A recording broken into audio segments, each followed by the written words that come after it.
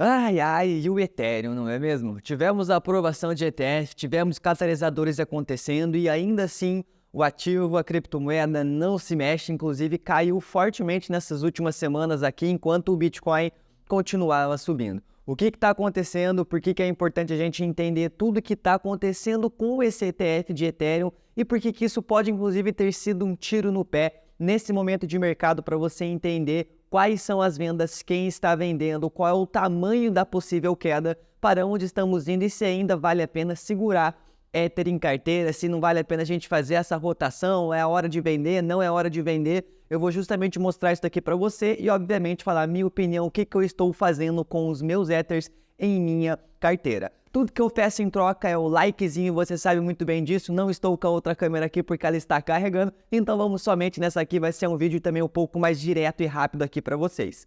O que nós tivemos, meus queridos e queridas, essas semanas aqui, inclusive na semana passada, ou retrasada, eu mencionei para vocês que as vendas elas teriam que ser menores do que as compras. E nós estamos tendo um movimento muito contrário a isso, o que eleva esse perigo para o Ether, tá? Nós temos aqui justamente o Day 1, que é o quê? O dia 1 de quando nós tivemos o lançamento desses ETFs aqui, de alguns deles que começaram a ser negociados, certo? Quando nós tivemos aqui, comparamos esse Day 1 do ETF de Ethereum com o Day 1, com o dia 1 do ETF de Bitcoin, nós encontramos algumas surpresas aqui. Por quê? Aqui, esse ETHE é justamente o ETF da Grayscale, aquele de futuros que se transformou em Spot ETF e justamente aqueles que tem algumas taxas um pouco mais altas ali. Nós podemos ver que até teve um fluxo de entrada legal no primeiro dia, cerca de 469 milhões aqui, o que é legal, ótimo, muito bom. Só que quando a gente olha o lado da venda, nós também tivemos vendas de 484 milhões, inclusive sendo vendas maiores do que as compras. E isso, quando aconteceu com o Bitcoin, foi completamente o contrário. Por quê? Porque nós tivemos 95 milhões em vendas, só que nós tivemos 2,3 bilhões em compras, tá? Em compras acontecendo aqui. Então, isso também se sucedeu, ele acabou acompanhando isso nos próximos dias também. Então, nos próximos dias, nos outros ETFs, nós também tivemos um bi de compra e apenas 111 milhões de venda. No FBTC também tivemos 115 milhões de compra e 226 milhões de venda. Perceba que as vendas estão muito menores do que as compras quando nós falamos do ETF de Bitcoin nos seus primeiros dias. Quando a gente olha para o ETF de Ethereum, a gente pode ver que as vendas estão sendo maiores do que as compras. Pela ETHE, perceba aqui que nós tivemos mais vendas do que compras. Pelo ETHA, também nós tivemos mais vendas do que compras. Quando nós pegamos aqui o ETHW, mais vendas do que compras. Então, nós estamos tendo uma pressão de venda maior do que uma pressão de compra realmente. E por que isso acaba sendo importante? Justamente pelo momento de mercado que você está vendo agora. A maioria esperava um movimento parecido com isso daqui, que foi o movimento que aconteceu com o ETF de Bitcoin. Nós tivemos essa quedinha, mas foi pré-ETF. Justamente daquele, lembra, né, que foi aquela aprovação, não aprovação? Aprovou, não aprovou, o Twitter da SEC foi hackeado, o Twitter da SEC foi recuperado, foi uma confusão do caramba. Mas no momento que foi aprovado, nós tivemos os fluxos sendo maiores do que as vendas. Os fluxos de compra maiores do que as vendas, o que acarretou justamente num momento exponencial de alta de mercado. O Ether está passando por um momento diferente a isso, por quê? Porque nós estamos tendo mais vendas do que compras de fato. E aí a gente cai mais a fundo para tentar explorar. Ok, qual é a quantidade dessas vendas? Isso vai continuar acontecendo, como isso pode impactar o preço do Ether, tá? E se você ainda não deixou o like, você ainda é um malvadão, então clica no botãozinho do like. Se estiver gostando, clique em hypar também. É uma nova ferramenta que o YouTube liberou para canais exclusivos. Obrigado, YouTube. Então, cara, se você puder dar o dedinho aí no hypar, ajuda muito também esse vídeo a chegar a mais pessoas e o YouTube entender que o nosso canal é um canal que produz conteúdo de qualidade, tá? Então, por favor, dá essa moral aí pra gente se você puder. Aqui nós caímos, então, para mais a fundo para entender isso daqui. Quando a gente cai nesse ponto aqui, a gente consegue ver que o ETHE foi o que mais fez vendas. Olhando para esse gráfico aqui atualizado, é justamente esse aqui que eu tô, vou até atualizar essa página porque provavelmente já contou mais um dia aqui, ó.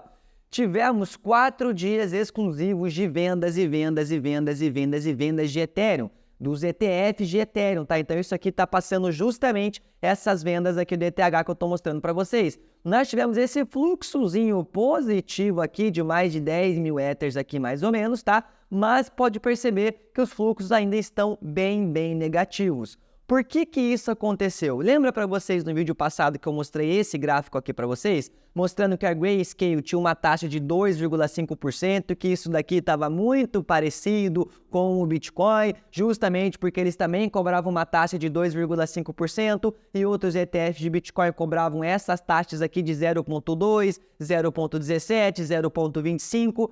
É justamente o mesmo movimento que acabou acontecendo e eu mencionei para vocês que, mais uma vez, as compras deveriam ser maiores, o que não está acontecendo. Inclusive, várias casas de análise grande tinham uma expectativa de que iria entrar cerca de 5 bilhões no caso mais otimista, 3 bilhões no caso base e 1 bilhão no caso menos otimista, que seria algo entre 30%, 20% ou 10% do tamanho do fluxo que entrou no Bitcoin. E nós estamos vendo um negócio muito diferente disso aqui. Enquanto nós tivemos umas vendas de Bitcoin de cerca de 4% nos 4 primeiros dias, no Ethereum já está em cerca de 16,7% que a gente calculou ontem isso na mentoria, na terça-feira, numa live que a gente fez com os DeFizeiros dentro do DeFiverso. Então perceba que as vendas estão muito maiores, o risco ele está muito maior aqui. E aí vem a questão, tá, Lucas? Vai continuar essas vendas? O quanto nós temos ainda para possivelmente ser vendido? É justamente essa relação que eu estou mencionando para vocês. A Grayscale ela tinha cerca de 3 milhões de Ether que pode ser vendido, tá? O que daria cerca de 10 bilhões de dólares.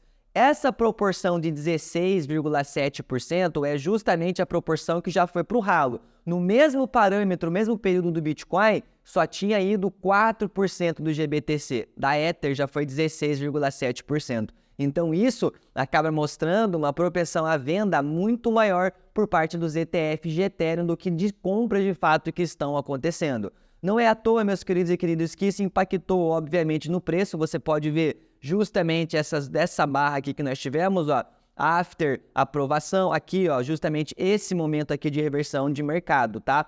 E por que isso acaba sendo preocupante se essas vendas acontecerem? Até onde possivelmente, presta atenção no que eu tô falando, possivelmente o preço do Ether pode ir se ele for buscar patamares negativos devido a toda essa pressão de venda, a toda essa falta de compras e interesse por, de fato, o ETF de Ethereum aqui. Quando a gente pega aqui o mesmo movimento do Bitcoin, a gente pode ver o seguinte, ó, vamos dar uma desenhada aqui para ficar mais fácil, ó. Perceba que o Ether ele está batendo muito forte nessa faixa de liquidez aqui, ó, tá? Perceba que ele veio bater aqui, ó, ele bateu aqui cerca de 1 vez, 2 vezes, 3 vezes, 4 vezes, 5 vezes, 6 vezes nesse suporte fortíssimo que nós estamos aqui. O que mostra que se ele romper, nós podemos buscar patamares ainda mais baixos, ou seja, existe a possibilidade do Ether voltar para dentro dessa faixa aqui de 3.000 a 2.800 dólares? Sim, ainda mais com essas vendas podendo acontecer e ele sendo rejeitado aqui, provavelmente ele entre nesse canal novamente. Qual seria o pior dos cenários? Essas vendas começarem a acontecer de uma forma ainda mais massiva e o mercado acabar entrando nesse período de lenga-lenga. Por que lenga-lenga? No próximo mês, meus queridos e queridas, não terá nada praticamente no mercado, catalisadores positivos para fazer com que a gente suba, a não ser lá em setembro, que quando a gente vai ter de fato, possivelmente, a taxa de juros do Fed, a taxa de juros americana caindo. O que ainda existe a possibilidade de isso não acontecer devido às eleições americanas e eles esperarem as eleições americanas acontecer para de fato ter a baixa de juros para não parecer um lobby político a favor do Biden. Então nós temos várias confluências aqui para que você, nesse momento, o mercado exige paciência. E por isso que eu estou mostrando esses dados para você, de fato, ficar preparado caso isso venha acontecer. O que aconteceu no Bitcoin quando ele perdeu esse suporte que ele tinha muito forte aqui, ó? Perceba que é um cenário muito parecido. O Bitcoin ele encostou aqui, 3 vezes, 4 vezes e na quinta que ele acabou rompendo, indo buscar patamares mais baixos, que seria justamente esse patamar aqui, ó, de 52K, que seria a ponta de baixo. Como a gente mede isso, se eu colocar o indicador VPVR, você vai ver que ele dá exatamente nessa barra aqui, ó, onde tem mais volumes, onde ele viria buscar, deu uma pernadinha aqui rápida em 53 ali e subiu. Por quê? Porque ele perdeu o seu floor, que era justamente em 60 mil dólares. Então o cenário do Ethereum ele está muito parecido com isso. Aqui segurando muito bem em 2.800 dólares, só que se ele perder, meus queridos e queridas, olha onde está a próxima faixa de liquidez que eu menciono para vocês aqui, ó. Ela está aqui embaixo em 2.200, 2.300 dólares. Então, se ela for repetir, provavelmente, o movimento do Bitcoin, se ela romper esse suporte aqui, provavelmente ela vai buscar esse rapidão para então voltar. O que poderia acarretar nesse movimento? Essas vendas do GBTC, a falta de interesse no mercado de Ethereum e mais interesse em Solana, entre outras L1s que estão mais fortes nesse ciclo. Se a gente colocar aqui só o ETH, a gente vai conseguir ver justamente esse movimento onde Solana continua colocando patamares mais altos, ó, mais altos do que Ethereum. Está encontrando uma resistência aqui agora que provavelmente deve romper nas próximas semanas aí, porque ela está muito mais forte de fato mesmo, tá? Então existe esse perigo para o Ether. Agora, a gente pode ter a China anunciando que vai comprar Bitcoin agora e tudo isso, e o mercado tem um catalisador positivo? Sim, tá?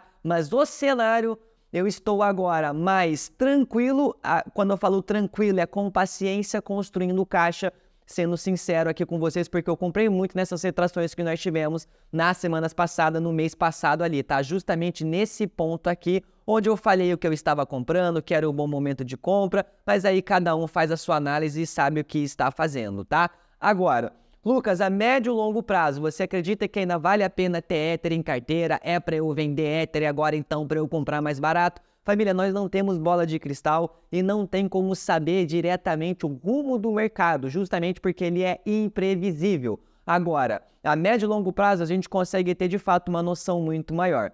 O Ethereum hoje ele está passando sim por esse FUD, por essa complicação de curto prazo. Tem coisas melhores no mercado que vão ter mais valor, melhores não, vão ter coisas no mercado que vão ter valorizações expressivas mais do que Ethereum? Sim, e foi isso que eu priorizei nas semanas passadas também, naquelas quedas que nós estávamos tendo, tá? Sendo transparente com vocês, simplesmente só holdei Ether. Por que eu ainda continuo com ele na carteira? Porque, meus queridos e queridas, a quantidade de Ether que nós temos aqui, ó, o supply, o fornecimento em stake, ele continua subindo de forma exponencial. Então, o interesse para pegar os seus Ethers e travar ele para stake continua em alta e continua subindo. Quando a gente pega a quantidade de Ethereums nos contratos inteligentes, ele deu uma quedinha aqui, mas continua entre algo linear de 14 milhões de Ethers aqui, o que mostra mais uma vez Ethers que não estão em circulação, estão travados em contratos inteligentes. E a quantidade de Ethers que estão dentro de corretoras centralizadas que mostram possíveis vendas, ela caiu aqui, deu uma flat, deu uma subidinha aqui nesse mês de junho, mais ou menos começo do ano, e já voltou a cair, mostrando o menor interesse de venda do Ethereum, tá? Então nós temos algo entre oferta e demanda positivo para o Ethereum. A única coisa que nós temos que ver daqui para frente é que, de fato, o ecossistema consiga atrair atenção, principalmente dessas compras maiores dessas instituições. Isso, no curto prazo, pode machucar, pode levar o preço do Ethereum um pouco mais para baixo, como eu estou mencionando para vocês, mas no médio e longo prazo, com o Bitcoin subindo, o mercado engrenando alta, na segunda onda de alta, acredito sim que o Ethereum vai acompanhar. E, meus queridos e queridas, muitas instituições estão rodando trilhões e trilhões de caixa, muito dólar em caixa. Por quê?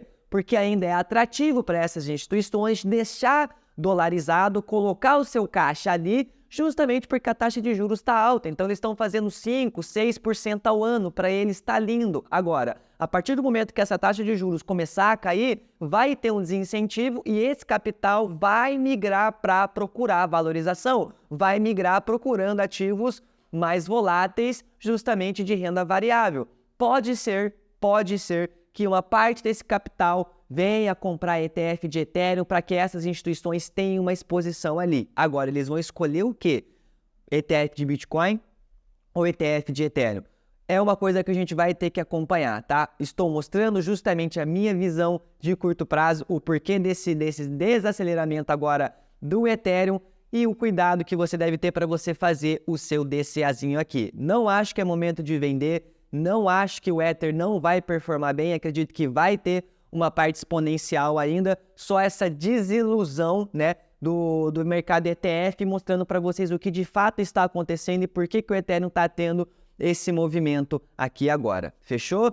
Eu vou vir com um recado para vocês ainda essa semana de uma mudança muito grande que a gente vai fazer aqui. Calma, que eu não vou viajar ainda, não vou me mudar ainda, então o mercado provavelmente não vai cair. Mas é um papo bem sério que eu quero bater com vocês aqui. Provavelmente vai ser nessa sexta-feira, onde talvez eu faça uma live para trocar uma ideia com vocês, tá?